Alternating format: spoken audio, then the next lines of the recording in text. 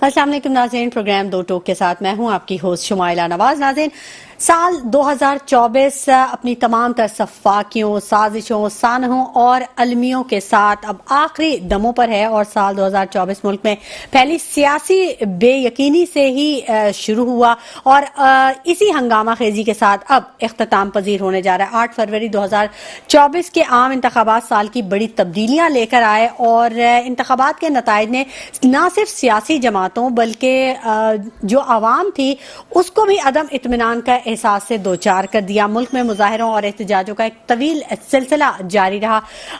पूरे मुल्क में ही एहतजाज और मुजाहरों का सिलसिला जारी रहा, लेकिन खास तौर पर शहर कायद में एहतजाज बहुत ज्यादा रहा। हर गली हर मोहल्ले में कभी बिजली का एहतजाज, कभी गैस का के लिए एहतजाज, कभी पानी की अदम दस्तियाबी के लिए एहतजाज। मतलब ये साल जो था ये मुजाहरों और एहतजाज का अगर साल कहा जाए तो कुछ गलत नहीं होगा। दहशतगर्दी और कबायली झगड़ों ने हुकूमत की मुश्किलात में काफ़ी इजाफा किया और आज भी खैबर पख्तूनख्वा में जो सिक्योरिटी फोर्सेस थे उन्होंने कार्रवाइयाँ की हैं और उसमें जो शरपसंद अनासर थे उनको जहन्नुम हासिल किया है।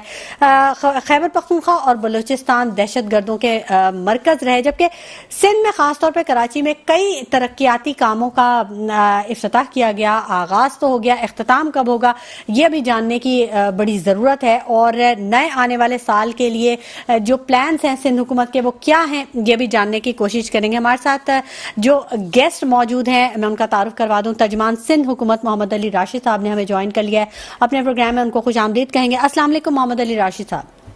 वालेकुम सलाम। मोहम्मद अली राशिद साहब, साल 2024 अब अपने इख्तिताम को पहुंच रहा है, 2-4 दिन रह गए हैं, इख्तिताम पजीर हो जाएगा। कैसा रहा ये साल सिंध हुकूमत के लिए? क्या किन चैलेंजेस का सामना करना पड़ा आपको? औज़ुबिल्लाहिमिनश्शैतानिर्रजीम, बिस्मिल्लाहिर्रहमानिर्रहीम। देखिए, चैलेंजेस तो वसी थे और काफ़ी चीज़ें मामलात रहीं, मगर अल्हम्दुलिल्लाह हम अपने मिशन में कामयाब रहे और काफ़ी चीज़ों को हमने मंतकी अंजाम तक पहुँचाया। चाहे वो डेवलपमेंट हो कराची शहर की, सिंध की, ट्रांसपोर्ट हो, दीगर मसाइल हो, इंफ्रास्ट्रक्चर हो, उस पर बहुत काम हुए। हेल्थ केयर पे बड़ा काम हुआ। चैलेंजेस जो होते हैं, एक पॉलिटिकल पोलराइजेशन जैसे आपने देखा वो रही पूरे मुल्क में। और जब ऑब्वियसली मुल्क में कोई किसी चीज़ का इम्पैक्ट होता है तो वो हर जगह होता है, हर सूबे में होता है, मगर उसको हमने न्यूट्रलाइज किया और बाकी दीगर सूबों से सिंध की परफॉर्मेंस बहुत बेहतर रही है। अच्छा, चलें, ये तो बहुत अच्छी बात है अगर आप आवाम को रिलीफ देने में कामयाब हो गए, क्योंकि जो सिंध की आवाम है, ख़ासतौर पर शहर कायद के जो बासी हैं, उनको बड़े चैलेंजेस का सामना है। जितने एहतजाज और मुजाहरों का सिलसिला इस साल जारी रहा, कहीं पर गैस का मसला दस्तियाबी का, कहीं पानी की दस्तियाबी का मसला, कहीं पे बिजली का मसला, मतलब आवाम को हर वक्त किसी ना किसी, हर रोज़ किसी ना किसी मसले का सामना रहा। तो इसके लिए क्या इक़दामात किए? अब नए आने वाले साल के लिए क्या प्लान्स हैं आपके? क्या इक़दामात किए जा रहे हैं? क्या 2024 जैसा ही 2025 भी रहेगा या कुछ नया देखने को मिलेगा? देखें, कराची जो शहर है वो बहुत बड़े बड़े ऐसे मुल्क हैं जो ये शहर मुल्कों से भी बड़ा है। पॉपुलेशन को देख लें, साइज को देख लें, और जैसे इसकी डेवलपमेंट और उसकी प्लानिंग है वो 13 डिफरेंट इदारे हैं जिनके अंडर आती है। अगर आप कराची शहर को देख लें, इंतजामिया उसकी KMC के अलावा, सिंध हुकूमत के अलावा फेडरल के काफ़ी इदारे हैं। यहाँ KPT लैंड्स हैं, यहाँ कंटोनमेंट है, DHA है, एक्सेट्रा एक्सेट्रा। अगर आप शहर फैसल पे जाएं तो फैसल जो रोड एयरपोर्ट से आ रही होती है वो फैसल कंटोनमेंट की होती है, जो एयरपोर्ट जा रही होती है वो KMC की होती है। मगर सारा मलबा जहाँ भी कोई प्रॉब्लम होती है उसे हुकूमत पे गिराया जाता है और शहरी हुकूमत पे। मगर हम शहर को भी ओन करते हैं, सूबे को भी ओन करते हैं, उस मुल्क को भी ओन करते हैं, तो हम अपना काम जारी और सारी रखेंगे। और बिल्कुल चैलेंजेस होते हैं, मसले मसाइल होते हैं, वसाइल कम है, मसाइल ज़्यादा हैं, मगर हम अपने काम पे लगे रहे हैं। और अल्हम्दुलिल्लाह आप देख रहे हैं कराची शहर से भी पीपल्स पार्टी को पहली दफ़ा मैंडेट मेयर कराची के तौर पे मिला है, और दीगर वाहिद जमात है जिसकी सीटें माजी के जो इलेक्शन हुए हैं उसमें बढ़ी हैं। और देखिए, मैं बैठ के यहाँ अपनी पार्टी की साइड ले सकता हूँ, हुकूमत की साइड ले सकता हूँ, आप तनकीद कर सकती हैं, मगर असल फैसला इसका जो होता है वो आवाम करती है, और वो करती है जब इलेक्शन होता है। तो आप तसलसल से देखेंगे कि पीपल्स पार्टी की सीटें बढ़ती जा रही हैं। तो कुछ तो हम सही काम कर रहे होंगे, जो लोग में हमारी मकबूलियत बढ़ रही है, दीगर पार्टीज को लोग छोड़ के पीपल्स पार्टी में आ रहे हैं। आपको मैं ही बताऊं, आपने सबसे ज्यादा एहतजाज इस साल में हुए, इस साल में कराची शहर में सबसे ज्यादा जो पॉलिटिकल पार्टीज छोड़ के नए वर्कर्स जिन्होंने ज्वाइन किया है वो पीपल्स पार्टी है, जिसमें लोग आए हैं। तो कुछ देख के ही आ रहे हैं, रिलीफ मिल रहा है, काम हो रहा है। और मैं नहीं कहता है कि सब अच्छा है, बेहतरी की गुंजाइश है, मगर Rome wasn't built in a day. इंशाल्लाह हम कोशिश कर रहे हैं, और बेहतरी की गुंजाइश हमेशा होती है, और इंशाल्लाह करेंगे, मेहनत करेंगे, काम करेंगे, और 25 जो है इससे भी बेहतर होगा 24। ठीक, बिल्कुल बेहतरी की गुंजाइश जरूर होती है। अच्छा, आपने इदारों की बात की, आपने कहा कि बहुत सारे इदारे हैं, 3.5 करोड़ से जायद की आबादी का ये शहर, एक छोटा सा मुल्क ही, जैसा कि आपने भी फरमाया, ठीक कहा आपने, इतने इदारे हैं, और अगर शहर का ये हाल है तो फिर तो इदारों पर सवालिया निशान है राशिद साहब। नहीं, बिल्कुल है। देखिए, मगर क्या कर सकते हैं, हमारी जहाँ जुरिडिक्शन है, हम फॉर एग्जांपल मैं वो डीएचए की एग्जांपल लेता हूँ। डीएचए हमारे अंडर नहीं आता, मगर पिछले साल जब बारिशें हुई पूरे शहर से पानी क्लियर हो गया था, मगर डीएचए में फिर भी खड़ा हुआ था, मगर उसमें हमने कोई पॉलिटिकल पॉइंट स्कोरिंग नहीं की। हमने अपना अमला, चीफ मिनिस्टर साहब ने और मेयर साहब ने, उन्होंने सारा अपना अमला डीएचए भेजा, पंप्स वगैरह सब चीजें लगाई, और वो पानी खाली करवाया जहाँ खड़े हुए थे। उस पर हम भी सियासत कर सकते थे, प्रेस कॉन्फ्रेंसेस कर सकते थे, हमारा तो जुरिडिक्शन नहीं बनती, मगर हम क्यों करें, या देखें, कंपेयर कर सकते थे कि देखें ये वो इलाके हैं जो हमारे अंडर नहीं आते, उनका हाल देखें, और जो हमारे इलाके आते हैं उनमें सब पानी साफ हो गया। वो उन चीजों पर हम गए नहीं, हमने बस हम सेंट्रलाइज तरीके से कोशिश कर रहे हैं शहरियों को रिलीफ मिले और चीजों को बेहतरी की तरफ लेके जा सके।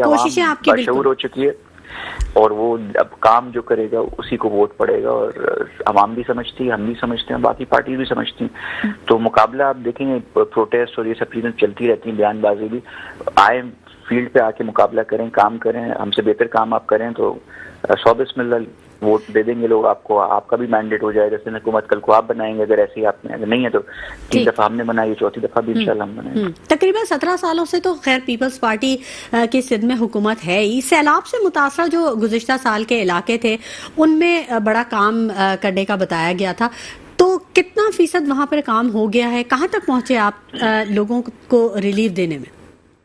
देखिए, ये हमने इलेक्शन से पहले 20 लाख घरों का वादा किया था, और उस वक्त लोगों ने कहा था कि इलेक्शन की मुहिम है इनकी, एक भी घर नहीं मिलना है, और ये लोग जो है सिर्फ ये अपना इलेक्शन कैंपेन चला रहे हैं और सिर्फ बयानबाजी है। और अल्हम्दुलिल्लाह इलेक्शन भी गुजर गए, सब चीजें हो गई। 2.5 लाख घर अभी हमने बना के हैंड ओवर किए हैं लोगों को, जिसमें सोलर, एक तो उनका जो मटीरियल है वो रिसाइकिल्ड प्लास्टिक और रिसाइकिल्ड ब्रिक से बना हुआ है, एनवायरमेंटल फ्रेंडली है। फिर उनपे जो इलेक्ट्रिसिटी है, सोलर का हमने पैनल लगा के दिया, 3 बल्ब्स और 1 फैन। तो रेजिलिएंट, एनवायरमेंटल, ग्रीन, और जितनी भी आइंदा भी जो आफत ऐसी नहीं आए, हम कोशिश कर रहे हैं कि इलेक्ट्रिसिटी और उसकी भी कम चीजें आए और चीजों को सोलर की तरफ लेके जाया जाए। जी बिल्कुल, 2.5 लाख घर ऑलरेडी हम दे चुके हैं। ठीक, 2.5 लाख घर अभी तक आपने तैयार करके दे दिए। ठीक है, ये तो बहुत अच्छी बात है। सिंध में जो जराइम की शरह है जिसमें इजाफा होता जा रहा है, ये मैं सारी उस कैलकुलेशन की बात कर रही हूँ जो 2024 के जो कैलकुलेशन अभी तक जो सामने आई है, इसी हवाले से आपसे बात कर रही हूँ कि इसके पेश नज़र जो जराइम की शरह में जो इजाफा हुआ है उसके पेश नज़र क्या इकदामात उठाए गए हैं और क्या आगे इकदामात उठाए जाएंगे? लाहे अमल की बात कर रही हूँ, क्या लाहे अमल है आपका? देखिए, मैं आपको बताता हूँ, केयर टेकर हुकूमत जो है अपने तवील अरसे रही, जितना टाइम उनको रहना था उससे ज्यादा ही रह गई, और उसके बाद आपने देखा ये जराइम पेशा नासर और ये सब चीजों में एक स्पाइक आया। जब हमें हुकूमत मिली, ऑलरेडी क्राइम, स्ट्रीट क्राइम और सब चीजें बहुत बढ़ चुकी थी। आप पहले 6 महीने में मीडिया ने बड़ी तनकीद भी हम पे की कि भाई ये स्नैचिंग हो रही है, मोबाइल स्नैचिंग बढ़ गई है, डकैतियां बढ़ गई हैं, लोग सिविलियंस जो हैं, कुछ हादसे भी ऐसे हुए जिसमें वो शहीद हो गए।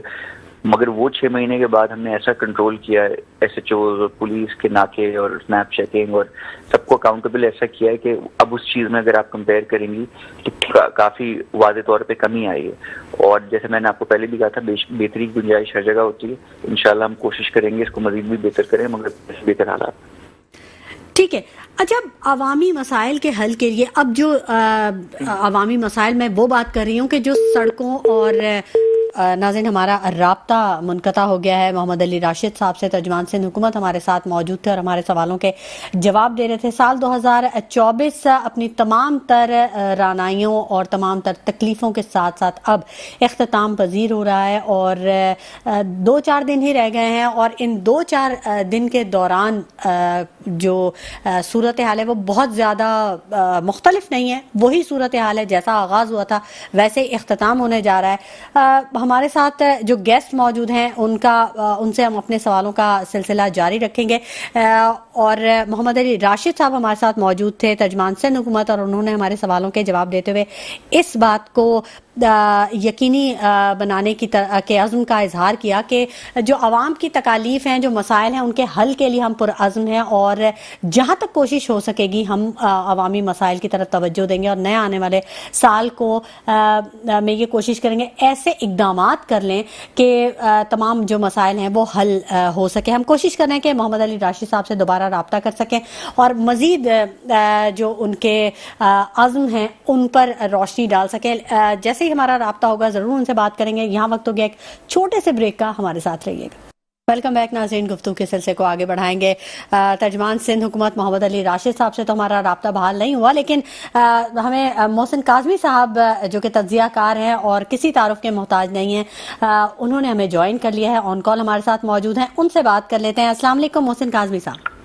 जी वालेकुम अस्सलाम। मोहसिन काज़मी साहब, प्रोग्राम में खुशामदीद कहेंगे आपको। 2024 जो है वो अब अपने इख्तिताम को पहुंच रहा है और जो सूरत हाल थी इंतखाबात के बाद की, ज़ाहिर है सियासी मंजरनामा और मुआशी हालात और अवामी चैलेंजेस, कैसे देखते हैं आप 2024 के साल को आवाम के लिए और एक तज्ज़ियाकार की नज़र से? इंशाल्लाह 2024 का जो साल गुजरा वो तो बहुत अच्छा साल तो मैं नहीं कहूँगा, बहुत ही उसमें हमारे मुल्क के लिहाज से भी बहुत ज़्यादा नुकसानदेह रहा और अदम इस्तेकाम भी रहा। महंगाई शदीद हुई, हादिसात बहुत ज़्यादा हुए, आप देखें सैलाब भी बहुत आया, यानी आवाम की परेशानी में मुसलसल इजाफा हुआ है। ये 2024 की रिपोर्ट से ये नज़र आ रही है हमें। बस लेकिन ये कि 2025 में मुझे बहुत उम्मीद है, अल्लाह ताला की ज़ात से मुझे उम्मीद है कि इंशाल्लाह मार्च से हमारे मुल्क के हालात में इस्तेकाम भी आ जाएगा, बहुत बड़ी तब्दीली आ जाएगी, तो जिसकी तवक्के अवाम कर भी रहे हैं इस वक्त, और उम्मीद है कि अच्छे रिजल्ट सामने आने होंगे और थोड़ा सा इस्तेकाम भी आएगा और थोड़ी सी मशीन बेहतर होना शुरू हो जाएगी। अच्छा, मार्च 2025 की बात कर रहे हैं आप? जी जी, मार्च 2025। चलें, ये तो अच्छी प्रिडिक्शन आपने कर दी, कुछ उम्मीद दिलाई, वरना जिससे भी बात कर रहे हैं वो यही कह रहा है कि जो हालात हैं वो इस काबिल नहीं है, आगे आने वाले दिनों में मजीद मुश्किलात बढ़ेंगी और पता नहीं क्या क्या। मोहसिन काज़मी साहब, आपने एक उम्मीद की किरण जगा दी है हमारे व्यूवर्स के दिलों में और हमारे दिलों में, बहुत अच्छी बात है। अच्छा, एक आपसे जब बात हो रही थी तो आपने जिक्र किया था कि आपने सेंट्रल जेल का दौरा किया है, कुछ वहां पर क्या एक्सपीरियंस रहा, नाज़रीन से शेयर कीजिएगा। बड़े तवील अरसे के बाद मेरा वहाँ पे विजिट हुआ, मैं जाता रहता हूँ और मैं जरा से इसलिए पोजीशन बता रहा हूँ कि इस वक्त आप देखें पंजाब के अंदर एक बहुत अच्छा काम हुआ है कि जेल इस्लाहत के नाम पे आज ही आपके ऑर्डर भी हो गए हैं और कोर्ट ने भी ऑर्डर कर दिए हैं। एक तो उन्होंने खवातीन की जेल अलग बनाने की ऑर्डर कर दिया है, दूसरे ये कि वहाँ जो जेल में कैदी होते हैं उनको ये सहूलत दे दी गई है कि आप ऑडियो या वीडियो इस्तेमाल करके अपने लवाहिकीन से बात कर सकते हैं। अच्छा। जबकि हमारे सिंध के अंदर हाल ये, अब सुनिए सिंध का हाल ये, सेंट्रल जेल की बात कर रहा हूँ कि जहाँ 2000 कैदियों की गुंजाइश है वहाँ 6000 कैदी हैं। तो जाहिर है आपको पता है इसका प्रेशर जो है वो जेल की इंतजामिया को ऊपर आता है। दूसरी बात ये कि वहाँ ये सहूलियत बंद कर दी गई है कि कैदियों को बाहर ले जाके कोर्ट में जाना पड़ता था और वहाँ हियरिंग होती थी, वो अपने अजीज अकारीब से बात कर लेते थे, वो भी बंद पड़ी हुई है, वो ऑनलाइन होती है। लेकिन कम से कम ये सहूलत तो इनको चाहिए। जो अभी बैठे होते अली राशि साहब होते तो उनके जरिए मैसेज पहुंचा रहा हूँ कि हमारी सिंध की सरकार को ये मैसेज पहुंचे, और इनका बहुत तजुर्बा है जेल के अंदर रहने का भी है और वहाँ भुगतने का भी है।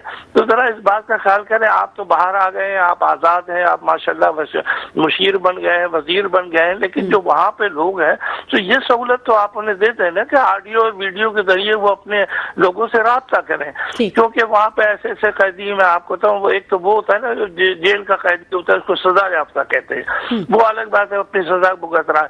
एक वो है जो मुल्जिम है, अभी सजा नहीं भुगत रहा है वो, लेकिन सिर्फ इल्जाम में गिरफ्तार है, जिनकी तादाद बहुत ज्यादा है। और आप यकीन जाने वहाँ मैंने देखा 7-7 साल से लोग जो है अभी तक मुल्जिम की हैसियत से वहाँ पे कैद की जिंदगी गुजार रहे हैं, उनके मुकदमे खत्म नहीं हो रहे। तो इनका तो ये पूरा बुनियादी हक बनता है कि ये अपने लोगों से गुफ्तगू कर सके। तो जरा ये पैगाम जो है आप सिंध सरकार तक पहुँचा दें, वज़ीर आला साहब इस पर तवज्जो दें थोड़ी सी, और ये काम करें, ये इंशाल्लाह इन सब के लिए बेहतर है, क्योंकि इनके भी कारकुन वहाँ पे मौजूद होते हैं और पार्टियों के भी कारकुन मौजूद होते हैं। ये एक पॉजिटिव काम है जिसे हर आवाम अप्रिशिएट करेगी।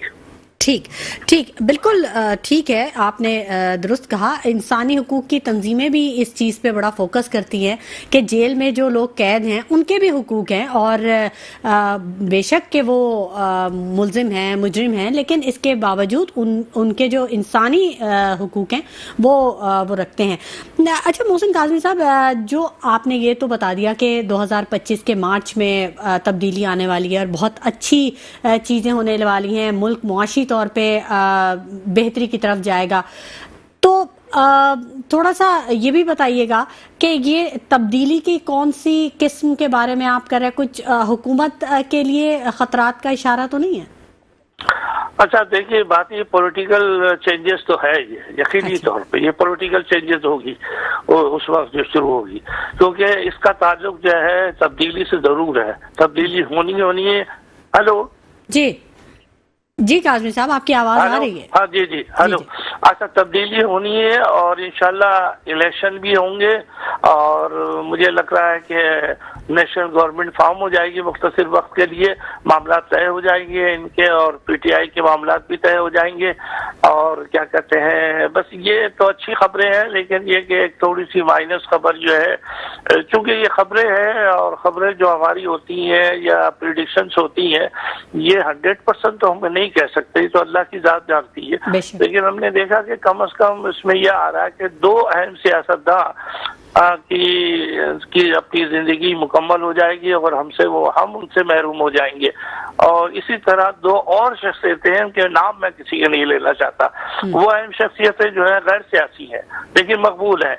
इनके दुनिया से खुदा न करे जाने के बाद या हयात मुकम्मल होने के बाद इस मुल्क के ऊपर जरा थोड़े से असरात पड़ेंगे।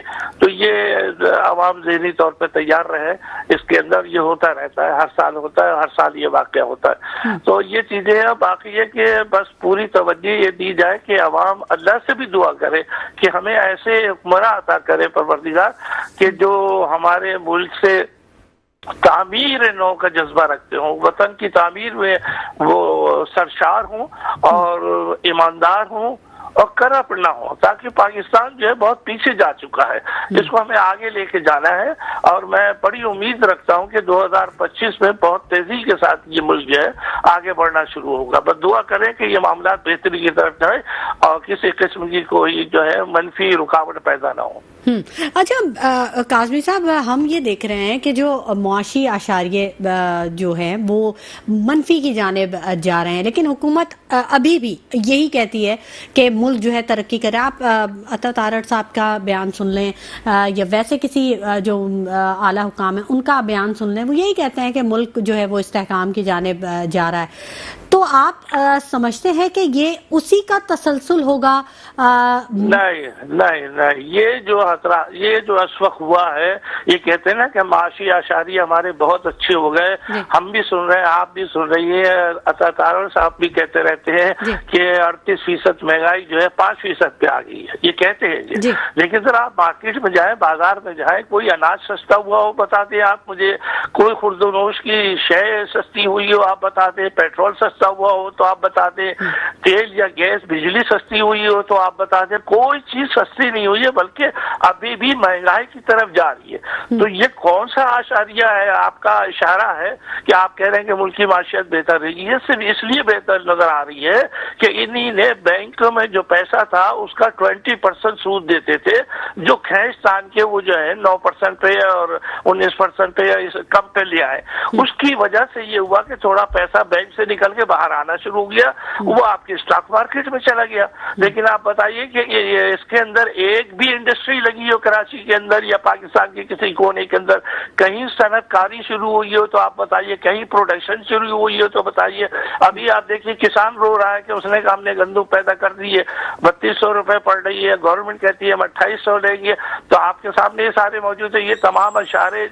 आम आदमी ये नहीं समझ सकता इन बातों को, क्योंकि आम आदमी जब समझेगा जब उसे कल बाजार में जाके कोई चीज सस्ती मिलेगी, बिल्कुल उसको तो अभी तक वही मिल रही पाएगी, बल्कि उससे ज्यादा महंगी मिल रही है। बिल्कुल। मोहसिन काज़मी साहब, जो देसी अंडे हैं, अभी खबर सुन रहे थे हम कि देसी अंडे जो हैं वो 800 रुपए फी दर्जन हो चुके हैं, और जो सब्जियां हैं वो मुतवस्सित तबके की पहुंच से दूर हो चुकी हैं। जो ड्राई फ्रूट्स हैं उनके तो क्या ही कहने, चिलगोजा 24,000 रुपए फी किलो फरोख्त हो रहा है।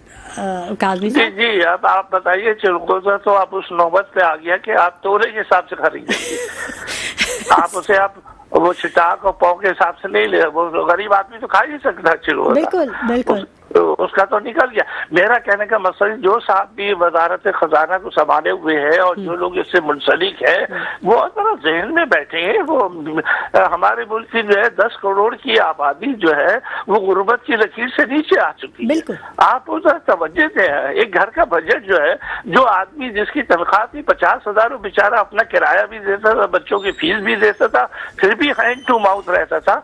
आज उसका खर्चा जो है 1.5 लाख में पहुंचा हुआ है। वो परेशान, वो पार्ट टाइम जॉब कर रहा है, कोई कुछ कर रहा है। एक घर में अगर खातून रहती थी उन्होंने भी जॉब शुरू कर दी। इतना प्रेशर अवाम पे आपने डाला हुआ है, और 40 से 45 लाख आदमी जो है मुल्क से बाहर चला गया। वो क्यों गया है? वो इसीलिए गया। और ये जो बाहर चले गए वो बाहर से पैसे भेज रहे हैं पाकिस्तान के अंदर, उससे आपका रिमिटेंस आ रहा है, उस रिमिटेंस से आपके मुल्क की मशीयत बेहतर हो रही है। इसमें इस हुकूमत का कोई कारनामा मुझे नजर नहीं आ रहा। हुकूमत का कारनामा जब ये आएगा जब ये यहाँ के ताजिरों को सहूलत देंगे, सनतकारों को सहूलत देंगे, प्रोडक्शन को बढ़ाएंगे और चीजों को सस्ता करेंगे। इनमें से कोई काम नहीं हो रहा है। इनके अखराजात देख ले, आप देखें जिनकी 74,000 तनख्वाह थी उनको आपने 2 लाख कर दी, जिनकी 2 लाख थी उनकी 5 लाख कर दी, जिनकी 5 लाख की उनकी 15 लाख। ये पंजाब की खबर है, आप सबने सुन ली होगी। तो आप बताए कितनी शर्मनाक बात है, ये पूरी दुनिया देख रही है। IMF वाले भी सोचते होंगे ये कौन सा मुल्क है जिसको हम ऐड दे रहे हैं कि इस तरह ये अपने मुल्क के अंदर जो है वो तनख्वाहें बढ़ा रहे हैं। तनख्वाहें बढ़ाने का भी एक रेशो होना चाहिए ना, कम से कम कि आप 50% बढ़ा दें, 30% बढ़ा दें, 400%, 200% बढ़ा रहे हैं, तो ये कौम के साथ मजाक कर रहे हैं। इसी वजह से गुर्बत की लकीर में नीचे और ज्यादा इजाफा हो रहा है। उसकी वजह ये है।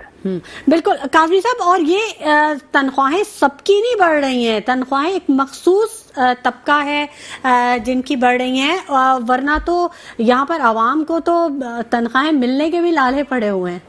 बिल्कुल बिल्कुल बिल्कुल शमाल साहब, आप बिल्कुल सही कह रही है। आप आज की खबर सुन लीजिए कि ऐलान किया है कि जो सरकारी मुलाजिम 50 साल का होगा उसको रिटायर कर दिया जाएगा।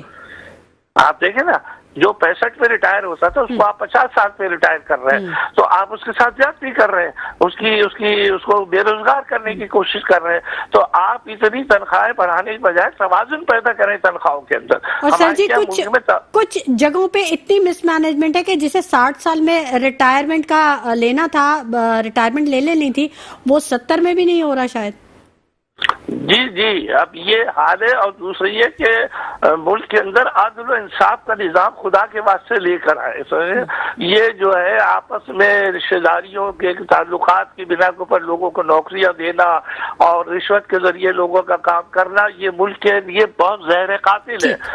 अभी कल ही कायदे आजम का हमने 148 एनिवर्सरी उनकी जो है वो यौम पैदाइश का कल, बिल्कुल यौम पैदाइश मनाया। आप देखें कि उनके फरमुदात पढ़ने कि वो इस मुल्क को कैसे चलाते थे, कि उन्होंने एक चाय की प्याली अलाउ नहीं की थी ऑफिस के अंदर पीने की। वो ये नहीं चाहते थे कि खर्चा बढ़े। और अभी आप खर्चा देख रहे हैं, इनके दौरे देख रहे हैं आप। अब होगा क्या, जब भी हुकूमत जो आज नहीं तो कल होगी, जब भी जो हुकूमत आएगी ये हिसाब से पूरी तरह लिया जाएगा कि जो आपने इतने दौरे किए हैं कि एक महीने में 3-3 मुल्क आप जा रहे हैं और इतना खर्चा कर रहे हैं, इतना बड़ा डेलीगेशन लेके जा रहे हैं, पूरी दुनिया में हमारा मजाक उड़ रहा है। तो जरा इन बातों के ऊपर तवज्जो दें। वो वही जहन लाए जो बेनजीर भुट्टो का जहन था। आज उनकी विलादत का दिन है, इस लिहाज से मैं बात कर रहा हूँ। वो भी इस जहन की थी कि गरीबों का बहुत सोचती थी। जुल्फ़िकार भुट्टो था जिसने पाकिस्तान को बनाने में बड़ी खिदमत की और बड़ा काम किया। ये सब चीजें, बल्कि मैं ये कहता हूँ नवाज शरीफ साहब ने भी अपने दौर में जो हुकूमत की है वो इतनी बुरी हुकूमत नहीं थी उनके दौर में भी। ये ऐसा नहीं है कि वो नहीं थी, बस उनसे गलती ये हो गई कि अगर इस इलेक्शन में हार मान लेते तो उनकी सियासी जो उनका कैपिटल था वो महफूज रहता। वो हार ना मानने का नुकसान ही, वो हुकूमत तो मिल गई, सियासी कैपिटल आपका चला गया, अब आपके पास पब्लिक नहीं रही। ये गलती तो आपने खुद की है, वरना इतने से आपने हुकूमत की और आपकी एक इज्जत थी, एक हैसियत थी और आपके पीछे लोग मौजूद थे। ठीक ठीक। अच्छा मोहसिन काज़मी साहब, ये तो आपने ओवरऑल पूरी जो सियासी सूरत हाल थी उस हवाले से बात की, हुकूमत की कारकर्दगी और हुकूमत के आने वाले दिनों के हवाले से प्रेडिक्शंस भी आपने दी और बड़ी वैल्यूएबल आपकी प्रेडिक्शंस होती हैं। इस बारे में भी जरूर फरमाइएगा कि ये सिंध हुकूमत की जो कारकर्दगी रही 2024 में वो क्या रही, अब जबकि वैसे ही सिंध हुकूमत, सिंध में पीपल्स पार्टी की हुकूमत 15-17 सालों से है। अब जो सिंध हुकूमत की कारकर्दगी रही, सदर भी इनका है पीपल्स पार्टी का, वजीर आला भी पीपल्स पार्टी का, मेयर भी पीपल्स पार्टी का, लेकिन शहर में ऐसी कोई चीज कहीं पे मुकम्मल नजर नहीं आ रही है।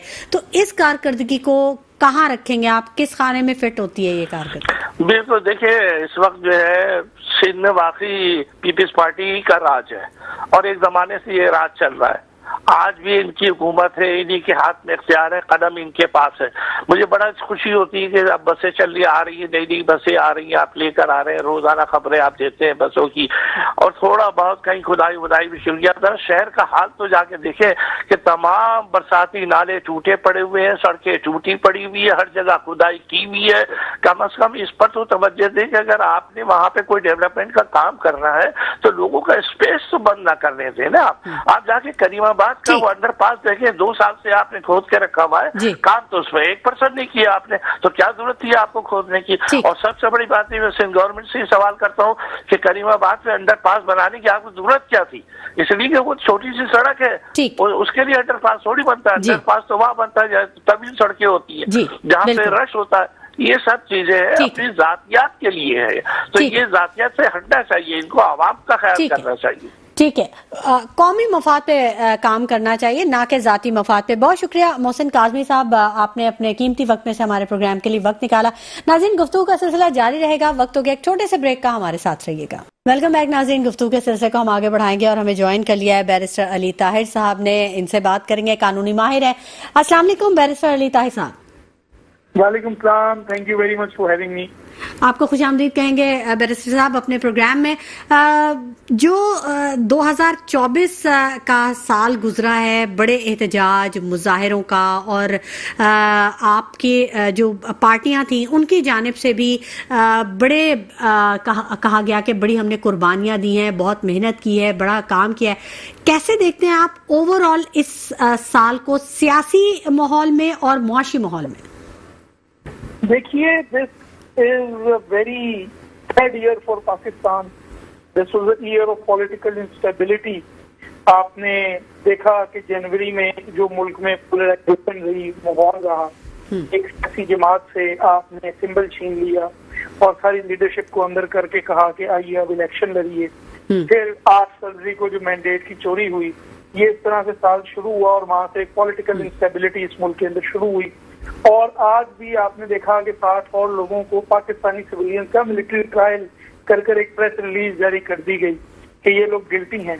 तो पॉलिटिकल इंस्टेबिलिटी के ऊपर ही ये साल एंड हुआ। हालांकि उम्मीद तो ये थी कि चूंकि मुज़ाकरात चल पड़े हैं तो स्टेबिलिटी आएगी और शायद कोई कॉन्फिडेंस बिल्डिंग मेजर्स यानी CBMs जिनको हम कहते हैं वो दोनों पार्टी की तरफ से दिखाए जाएंगे। लेकिन नजर ये आता है कि ये इंस्टेबिलिटी कहीं जाने को नहीं है। हम तमाम लोग अपनी अपनी पोजीशंस पर स्टिक कर रहे हैं और मेरे ख्याल में 2024 एक ऐसा साल याद रखा जाएगा पाकिस्तान की तारीख में कि जिसके अंदर पॉलिटिकल स्टेबिलिटी उन ऊंचाइयों तक पहुंच गई थी जहां पे ये दुआ है और ये उम्मीद है कि दोबारा पाकिस्तान जो है यहाँ पर ना आए। और let's hope for the very best कि 2025 में हम अपनी सेंसेस में आए और हम सब ये रियलाइज करें कि हम सबसे बड़ा ये मुल्क है और इस मुल्क के लिए हम कुछ करने की तरफ जो है वो आए। आप देख लीजिए जिस तरह से बैनुल अक़वामी दबाव पाकिस्तान के ऊपर आ रहा है और फिर जिस तरह की हमारी अपनी कुछ हरकत हैं जिनकी वजह से कंडेमनेशन आ रही है, प्रेशर आ रहा है और रीजन के अंदर हमारी जो इम्पोर्टेंस है वो दिन ब दिन गिरती जा रही है। इंडिया से हमारे ताल्लुकात अच्छे नहीं है, अफगानिस्तान से हमारे ताल्लुकात इस वक्त अच्छे नहीं है, चाइना ने CPEC को स्लो डाउन किया है बल्कि तकरीबन रिवर्सल की तरफ बात जारी है। और ईरान के साथ भी हमारे बॉर्डर स्कर्मिशेस 2024 में रहे हैं। टेररिज्म के हिसाब से भी बहुत सानिहा दहशतगर्दी के वाकयात इस मुल्क के अंदर हुए हैं। हमारी जो अफवाज हैं उनके बहुत से लोगों ने शहादतें जो हैं वो उनको हुई हैं, लेकिन आइडियल तो ये था कि ना होती और बहुत से सिविलियंस में भी जो है नजराना दिया है। तो टेररिज्म के हिसाब से भी ये साल जो है वो पाकिस्तान के लिए कुछ अच्छा नहीं रहा। मैं इस पूरे साल के आउटलुक में ये देखता हूँ कि फॉरेन पॉलिसी के हिसाब से, पॉलिटिकल स्टेबिलिटी के हिसाब से, इकोनॉमी के हिसाब से, लॉ एंड ऑर्डर के हिसाब से हर तरह से ये साल पाकिस्तान पर बड़ा हावी रहा। But let's have a more positive outlook towards 2025 and let's hope कि 2025 में चीजें बेहतर होंगी। अच्छा, 2025 में चीजें बेहतर कैसे होंगी? क्या गवर्नमेंट की जो बेसिस हैं वो शेक हो रही हैं? मैं सॉरी आपका सवाल सुन नहीं सका। मैं पूछना चाह रही हूँ कैसे हालात बेहतर होंगे? क्या गवर्नमेंट की जो बेसिस हैं वो शेक हो रही हैं? कुछ गवर्नमेंट लड़खड़ा रही है? ये देखिए लड़खड़ाती गवर्नमेंट तो ये है ही क्योंकि बैसाखियों पे आई रही है। And my apologies for the crude language, लेकिन इसको कहने का और कोई बेहतर तरीका है नहीं कि उन्होंने एक फॉर्म 47 के इलास्टिक वाली शलवार पहनी हुई है तो अब वो साथ उसको भी संभाल रहे हैं, साथ बैसाखियों को भी संभाल रहे हैं और उस वजह से हमारा मुल्क आगे नहीं चल पा रहा। तो जब तक हम इस नतीजे पे नहीं पहुंचते कि जिनको लोगों ने मैंडेट दिया है उनको स्टेक होल्डर बनाना पड़ेगा। पाकिस्तान के लोग जिन्होंने यहाँ पे जीना है, यहाँ पे मरना है, जिंदगियां यहाँ गुजारनी है, शादियां यहाँ करनी है, कारोबार यहाँ करने हैं, नौकरियां यहाँ करनी है, प्रॉपर्टीज यहाँ लेनी है, जीना यहाँ पे है, मरना यहाँ पे है, उनको जब तक आप स्टेक होल्डर नहीं बनाएंगे we can not move forward. और एज पाकिस्तानी हम सबके ऊपर ये जिम्मेदारी तो आती है कि हम अपने ही लोगों के ऊपर जिस तरह के काम कर जाते हैं उससे जरा थोड़ा सा इस्तेमाल करें। मिसाल के तौर पर ये जो मिलिट्री ट्रायल्स का आज 60 और आप लोगों ने कर दी हैं, ये मिलिट्री ट्रायल हमने वो जो पायलट इंडिया से आया था अभिनंदन, उसका तो हम नहीं देख सके। तो क्या ये सवाल बनता नहीं है फिर कुलभूषण यादव को आपने ये राइट दे दिया कि वो review and reconsideration high court में फाइल करे, लेकिन पाकिस्तानी शहरियों के जिनके मिलिट्री ट्रायल्स हुए उनके पास ये राइट नहीं है। तो हमारा एक सवाल तो बनता है ना कि अगर कुछ प्रोटोकॉल हम बाकी लोगों को, मुल्क के गैर मुल्की लोगों को देने को तैयार हैं तो वो अपने बहन भाइयों को देने को तैयार क्यों नहीं है? मेरे ख्याल में जब तक हम इस चीज को रियलाइज नहीं करेंगे आगे मूव फॉरवर्ड करना मुश्किल है। लेकिन ये भी है कि एक बहुत बड़ी तादाद यहाँ पे ऐसी है पाकिस्तानों के नौजवानों की जो इस मुल्क से जाना चाहती है और वो हर तरह का अली ताहिर साहब तकरीबन 45 लाख से जायद जो लोग हैं वो यहाँ से जा चुके हैं, प्रोफेशनल्स जा चुके हैं, 10-12 लाख वो भी आप देखिए कि लोग ऐसे रूट से जिन पे पता है कि सर्टेन डेथ है। 10 करोड़ आवाम जो है वो गुर्बत की लकीर से नीचे जा चुकी है। मुआशी हालात बहुत ज्यादा खराब हैं और ये 2024 का जो साल रहा है ये महंगाई का बदतरीन साल रहा है। आप एग्री करेंगे इस पर? जी बिल्कुल 100%। और तभी मैं कह रहा हूँ कि हमें अपनी प्रायोरिटीज को स्ट्रेटन अप करना पड़ेगा।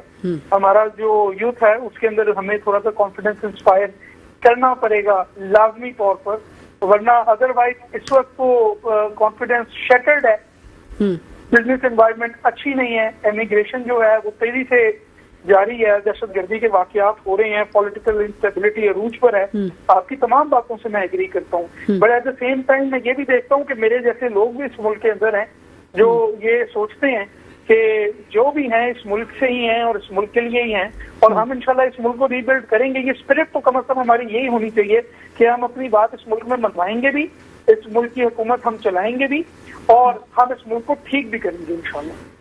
अच्छा, जो प्रिडिक्शन की जा रही है कि 2025 का जो साल है वो पाकिस्तान के लिए अच्छे खुशाइंद होगा, अच्छी खबरें लेके आएगा, तो आप वो सूरत हाल बनती देख रहे हैं? क्योंकि जो करंटली जो सिचुएशन है उसमें तो हम ये देख रहे हैं कि सियासी मामलात से लेकर मुआशी जो सूरत हाल है वो डिक्लाइन ही हो रहा है।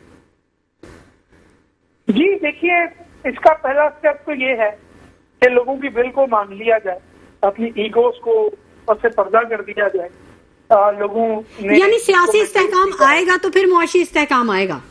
जी मैं यही कह रहा हूँ, सिर्फ मुआशी नहीं, इस मुल्क में इस्तेहकाम आएगा ही तब जब सियासी इस्तेहकाम आएगा। अब वो किसी भी सेक्टर से आप देख लें, वो फॉरेन पॉलिसी देख लें, वो लॉ एंड ऑर्डर देख लें, टेररिज्म देख लें, इकोनॉमी देख लें, जिस चीज को भी आप देख लें, आपका स्टेबिलिटी इस मुल्क में सिर्फ एक सूरत में आ सकती है, वो ये कि वो पॉलिटिकल स्टेबिलिटी सबसे पहले आए। और पॉलिटिकल स्टेबिलिटी लाने का एक ही तरीका है कि खल्के खुदा जो कह रही है, जो राइटिंग ऑन द वॉल है, उसको मान लिया जाए। जो इस मुल्क के असली स्टेक होल्डर्स हैं जो वोट लेकर आ रहे हैं, उनको फॉर्म 47 पे हराकर और उसके बाद जो है वो जबरदस्ती हुकूमत मुसल्लत करने के बजाय आप उनको जगह दें, टेबल के ऊपर बातचीत करें, मुज़ाकरात करें, और देखेंगे इस पाकिस्तान को, हम सबका पाकिस्तान है, इसको कैसे आगे लेके जाना है। ठीक है, तो कुछ कानूनी इस्लाहात भी होने जा रही हैं? जी, ये एक अवर लेजिस्लेटेड मुल्क है। मुझसे अब अगर कोई ये सवाल पूछता है तो एज अ कानून मैं सर पकड़ के बैठ जाता हूँ कि कितने कानून आप और बनाएंगे। मसला इज विद द इम्प्लीमेंटेशन। कानून तो आपके पास अमेरिका और यूरोप से ज्यादा अच्छे कानून है, और मैं आपको टेबल पे बैठ के ये साबित कर सकता हूँ, क्योंकि कॉपी पेस्ट करने में हमसे माहिर कोई नहीं है। हमने जितने दुनिया के अच्छे अच्छे कानून थे वो सारे कॉपी पेस्ट कर हमने यहाँ डाल दिए हैं। But the problem is with the implementation. और जिस दिन इस मुल्क में लॉ एंड ऑर्डर के मुताबिक चीजें चलना शुरू हो गई तो वील सी कि this will country will have a very bright future. For example, car के अंदर एक खातून ने 2 लोगों को कुचल दिया, मार दिया। क्या बना उस केस का? कुछ पैसे देकर वो चली गई। जब तक ये चलता रहेगा ये मुल्क किसी तरफ जाने थोड़ी वाला है। लेकिन कुछ चीजें ऐसी भी तो है ना जो थोड़ा सेफ साइड देती हैं। मतलब वो दियत का कानून है, उन्होंने दियत दी और एक्सेप्टेंस हुई और वो सॉर्ट आउट हो गया मामला। ये भी तो है दूसरी साइड पे। ये ला कानूनियत है। इसी कानून के तहत अमीर गरीब के ऊपर अपनी हाकमियत इस मुल्क में बनाए बैठा है। पैसे वाला कानून को कुचल देता है, लोगों को कत्ल कर देता है और फिर कहता है कि दियत का कानून है। बैरिस्टर साहब, कुछ नए इंतखाबात के हवाले से भी बताइए। कुछ खबरें आ रही, कुछ आवाजें आ रही, शायद नए इंतखाबात होने जा रहे हैं आइंदा आने वाले साल में। फिर नए इलेक्शन को इसके अलावा तीसरी तो कोई सूरत नजर नहीं आती, because the government has failed on all front, including कि वो लोगों को किसी तरह उनके अंदर कुछ कॉन्फिडेंस इंस्पायर कर ले, नहीं कर पा रहे। तो कुछ ना कुछ तो आपको करना पड़ेगा, या तो मैंडेट वापस करना पड़ेगा जो चोरी किया था, या फिर नए इंतखाबात की तरफ जाना पड़ेगा।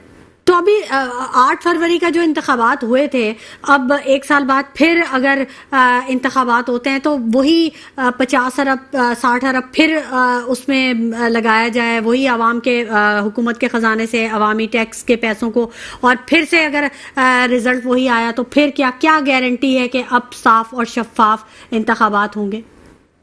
देखिए, ये पैसे तो आप उनकी जेबों से निकलवाएं जिन्होंने इस मुल्क में इलेक्शन चोरी किया है। और बाकी आपकी बात ठीक है, इतना पैसा इस मुल्क का जाया कर दिया है। अगर यही फॉर्म 47 ही बनाने थे तो पैसे जाया करने की क्या जरूरत थी? फॉर्म 47 बनाकर अपनी वेबसाइट पर अपलोड कर देते।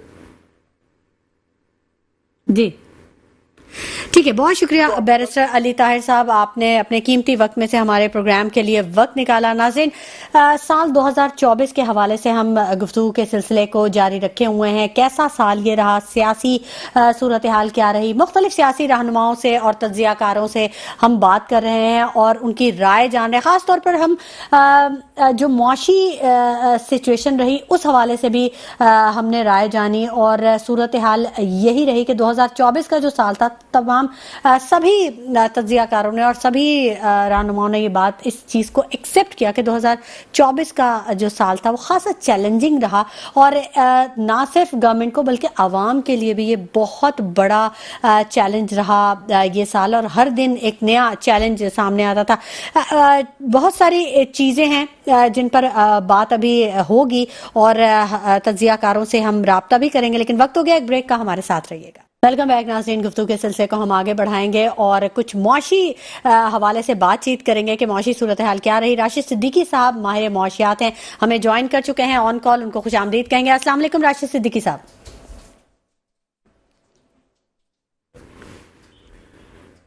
जी राशिद सिद्दीकी साहब, बताइएगा कैसे देखते हैं आप साल 2024 को मुआशी हिसाब से?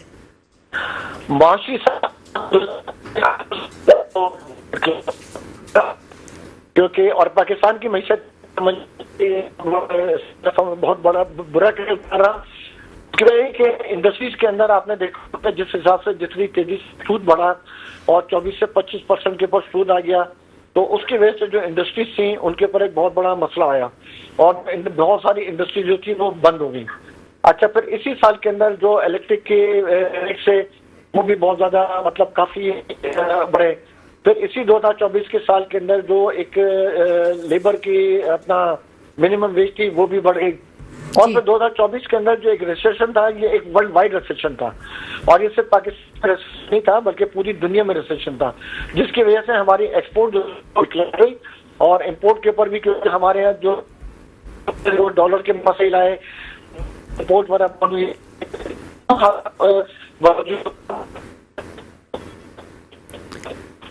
जी जो स्टेट बैंक का जो रेट था वो इतना हाई रहा, उसकी वजह पाकिस्तान की मईशत थी वो पूरे 2024 एक्स्ट्रा ऑर्डिनरी प्रेशर के अंदर गई है। जी अच्छा, ठीक है, प्रेशर बहुत ज्यादा था राशिद सिद्दीकी साहब, लेकिन हमने ये भी देखा कि स्टॉक मार्केट ने इसी साल में 1 लाख से ऊपर 100 इंडेक्स चला गया इसका, तो ये मजबूत आशारिया नहीं है मुआशी इस्तेहकाम की? देखिए, मजबूत आशारिया जो होता है वो स्टॉक मार्केट से नहीं होता है। जो दुनिया की जो मईशत चलती है, दुनिया की जो मईशत होती है वो वहाँ की एक्सपोर्ट के ऊपर डिपेंड होती है, वहाँ पे मैन्युफैक्चरिंग सेक्टर के ऊपर डिपेंड होती है और वहाँ की इंडस्ट्रीज की ग्रोथ के ऊपर डिपेंड होती है। तो जो स्टॉक मार्केट चली वो क्यों चली, कैसे चली, ये बहुत बड़ा क्वेश्चन मार्क है और बहुत सारे लोगों की समझ में नहीं आया है, क्योंकि स्टॉक मार्केट जो होती है वो जॉब को क्रिएट नहीं करती है, वो जो मतलब बेरोजगार लोग होते हैं उनको रोजगार फराहम नहीं करती है। जब इंडस्ट्रीज चलती है तो इंडस्ट्रीज के अंदर ये होता है कि लोगों के लिए रोजगार का मुहैया हो रहे होते हैं और जितने एम्प्लॉयज आप बढ़ाते हैं उतना टैक्स आपका ऊपर आ रहा होता है और मईशत देखी जाती है हमेशा आपके एक्सपोर्ट के ऊपर और आपका जो मैन्युफैक्चरिंग यूनिट होता है, जो मैन्युफैक्चरिंग आपकी सनत होती है उसके ऊपर देखा जाता है कि उसके अंदर कितनी ग्रोथ आई। तो अगर उसमें ग्रोथ आती, जो टेक्सटाइल वाले हैं जितने एक्सपोर्टर अगर उनके ऊपर ग्रोथ आती, टॉवल की एक्सपोर्टर है अगर उनके ऊपर ग्रोथ आती, हम पैकेजिंग के एक्सपोर्टर हैं हमारे पर ग्रोथ आती, तो उससे जो पाकिस्तान की मईशत का एक अंदाजा होता है कि हाँ भाई इसके अंदर प्रेशर है या नहीं है। तो क्योंकि उन सेक्टर के अंदर आपको कहीं पे ग्रोथ नजर नहीं आई, बल्कि बहुत सारी इंडस्ट्री जो थी वो इतने प्रेशर में रही कि मैं समझता हूँ कि इस साल के अंदर बेतहाशा इंडस्ट्री जो है वो बंद हुई। ठीक है। अच्छा राशिद सिद्दीकी साहब, आप देखते हैं, आप समझते हैं कि हुकूमत मईशत को दरपेश चैलेंजेस से निपटने में कामयाब रही है? क्योंकि हुकूमती एहलकार, हुकूमती नुमाइंदे जब भी प्रेस कॉन्फ्रेंस करते हैं वो यही कहते हैं कि स्टॉक मार्केट 100 इंडेक्स पे चली गई है और लोग बहुत खुशहाल हैं, महंगाई का जो रेशो है वो काफ़ी कम हो गया है, 38% से 9% पे आ गया है, तो इसलिए मुल्क जो है वो मुआशी इस्तेहकाम की तरफ जा रहा है और हम बिल्कुल सही कर रहे हैं और बिल्कुल सही कर रहे हैं और वो बिल्कुल मुआशी इस्तेहकाम की तरफ जा रहा है।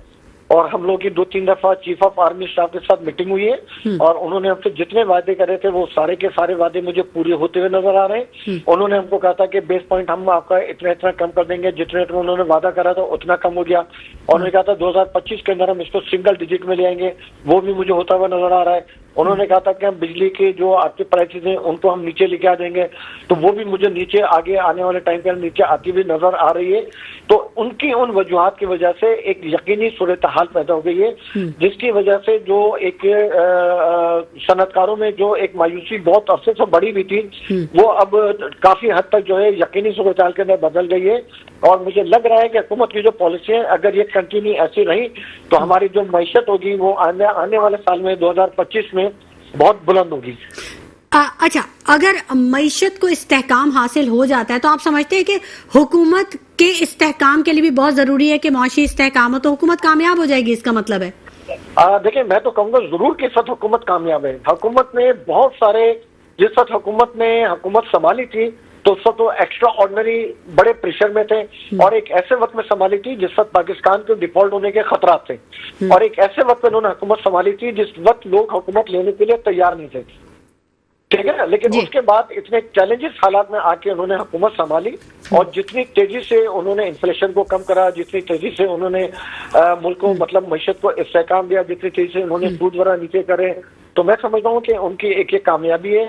और अगर इसी तरह से वो चलते रहे तो मैं समझता हूँ कि आने वाले सालों के अंदर इस हुकूमत के जितने अच्छे मतलब कदम है, तो जितनी एक लोगों के अंदर गैर यकीनी की सूरत हाल आ गई थी और जितना लोग हुकूमत से समझने के एक तरह से मायूस हो चुके थे, वो सारी मायूसियां जो है अब यकीनी सूरत हाल में जा रही है और लोगों को जी ठीक है।